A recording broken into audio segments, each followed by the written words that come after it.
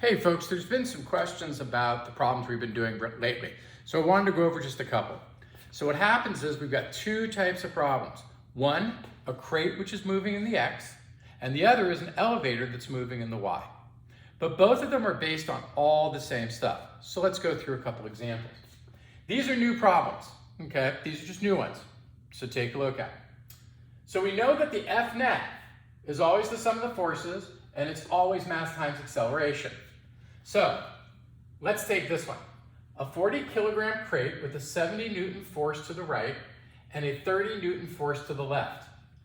What we're gonna do is we're gonna first find the free body diagram.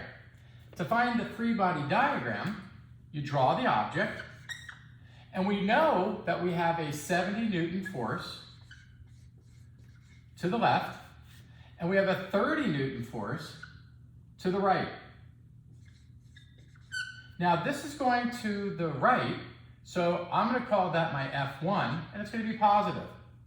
This one is going to be my F2, but it's negative because it's going in the left. Now the other thing I should mention is, for me, what I really want you guys to also do, put in the weight, FG, MG, and also put in the normal, because this is all on Earth. So I'm going to get a weight, and it's not moving in the Y. The crate's on a surface, okay?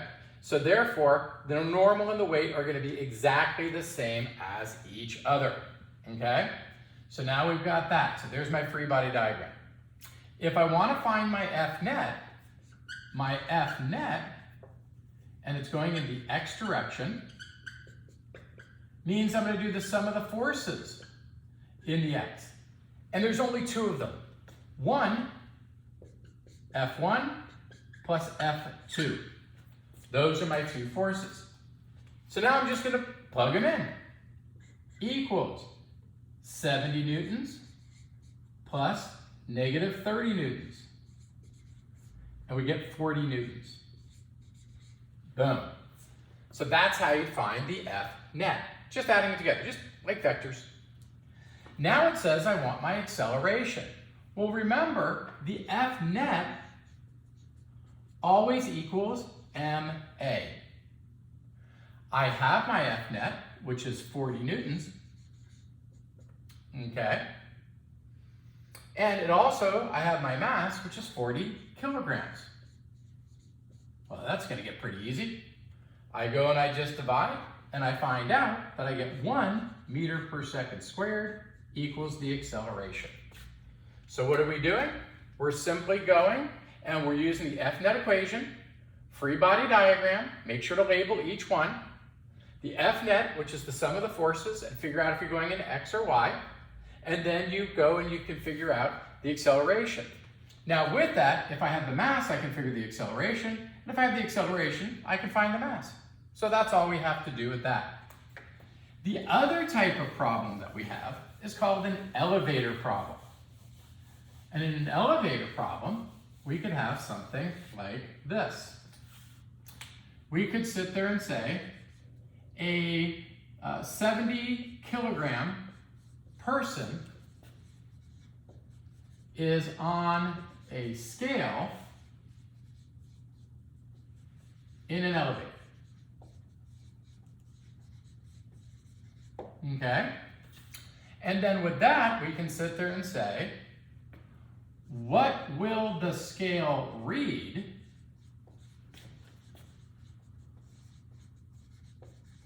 when, and now we can get different situations. One, we're going to go for a constant velocity. Or we could have, let's say, moving upward at -2 meters per second squared. So let's see how we would do this. Now, first thing we're going to do is our free body diagram again. So I'm going to take my free body diagram, boom, like this, and I know the mass is 70 kilograms. I like to write it in the object, 70 kilograms. Now here, the elevator only goes in the Y. So therefore, I'm not going to put any X's in. But I will put in the weight, which is always there, which is FG, which is mg, and I'm going to put the normal. Now, in this particular case, I don't know what the normal is yet. It depends on, is this accelerating or not, okay?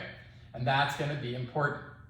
So we're going to realize that the F net in the y is going to be the sum of forces in the y. Remember that little funky thing that says sum equals, well, it's going to be the Fn plus the weight.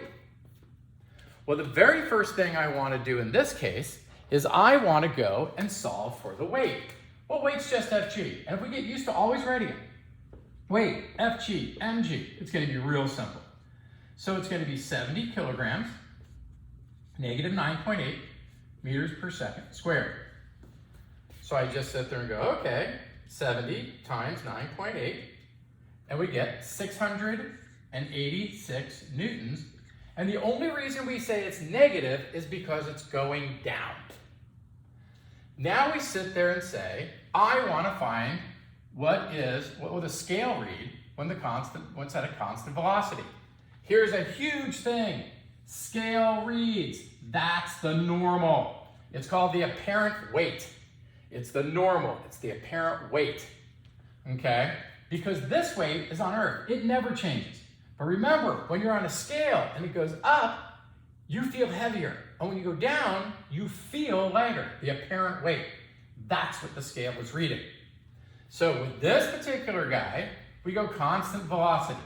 So, couple things. One, you see it says scale reads, bam, that's the normal. You see constant velocity, bam, the acceleration is 0 meters per second squared. That means that the F net in the y, which is ma, and I should have put the ma here, it's always the ma, is equal to the normal plus the weight. But the acceleration is 0. Constant velocity, 0. That means it's going to be 0 newtons equals the normal plus the weight.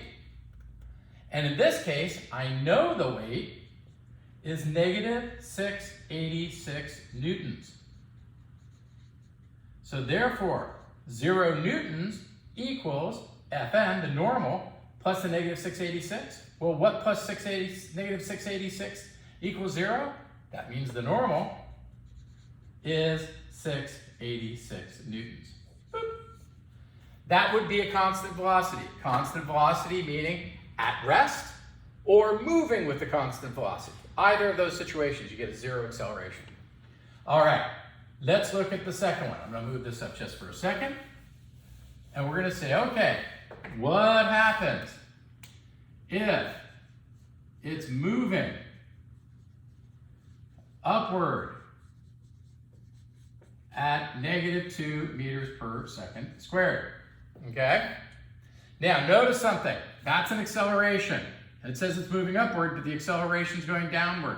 Remember, that can certainly happen. So in this case, we have a velocity going up, an acceleration going down. It just means that it's slowing. So, here we go. F net in the y equals the sum of the forces in the y, which are going to be the Fn plus the weight, which equals ma. All the same stuff. This time, though, we've got a mass and an acceleration. Okay?